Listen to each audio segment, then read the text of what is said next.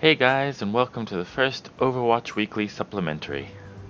I'm going to be making a few of these episodes throughout the series, and the objective is to have a more casual discussion-based video, which I'll just talk about a topic that isn't to do with the heroes. It's not going to come instead of the weekly episodes, but in addition to when I have some extra time.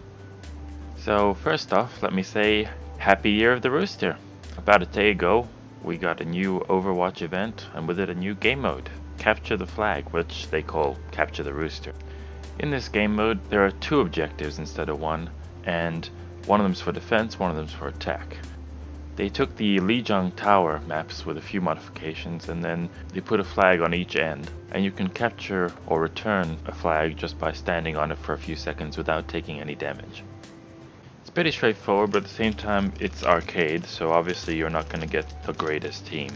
But despite that, I found I had a lot of fun. So here's my video about this new mode, what heroes seem to work best, and my general thoughts for it going forward. So first off is a list of the heroes I thought worked really well when I played them or when I saw them being played. So the first one is Deva. Putting her ultimate on the point means that everybody clears out and you've almost got a guaranteed cap. There's still options like a Reinhardt putting up his shield to block it, or a Winston, but still very likely to lead to a capture.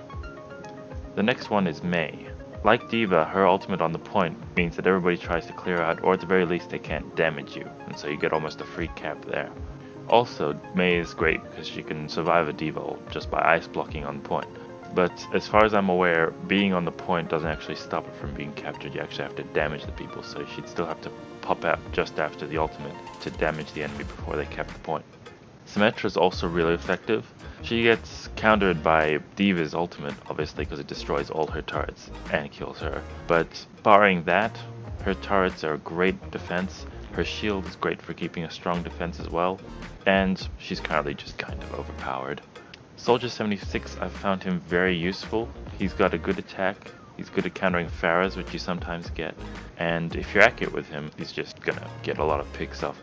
And his ultimate is very effective because it's good for taking out flag bearers or for getting some picks off at attackers or defenders.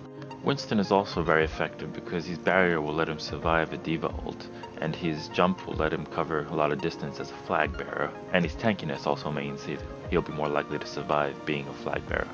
Torbjorn is a very effective defense. Putting his turret in the right place, defending your flag, is enough to hold off 2 or 3 attackers even, just on his own.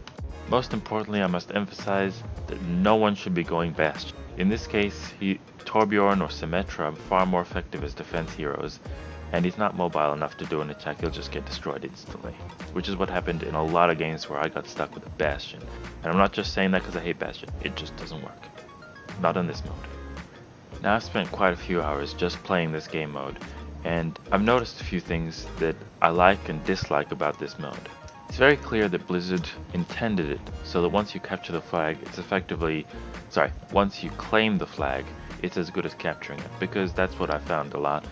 If you lose the flag, chances are the team's going to catch it, which means we're missing out on a lot of the interesting gameplay that could happen while the flag is being carried. Now, given the current structure, the way it is that once you claim the flag, you've captured it effectively, there are a few balance changes that need to be made. We need a longer capture time, or to be able to stand on point to stop captures, because at the moment it's just way too easy for an enemy to just walk in as a group and one of them will capture the point at least, because you can't shoot all of them if they're all clumped together. They may even put a Winston shield down so that you can't even take any damage through them for a little while.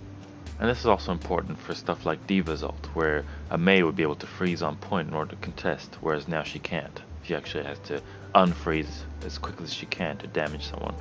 Another thing which I think is necessary would be to reduce or disable movement boosting abilities like Tracer's teleports or Winston's jump, just so that once the flag is captured, your team still does have a chance to chase them down and to take the flag from them, because currently it's nearly impossible. Or actually it is impossible if you've got like a Winston or a Tracer, because you just can't catch up to them.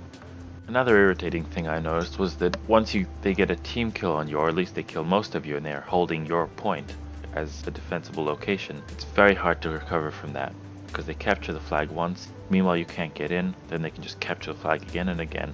There's nothing you can do about it. except for obviously breaking through the defense, but if you can't do that, you're powerless.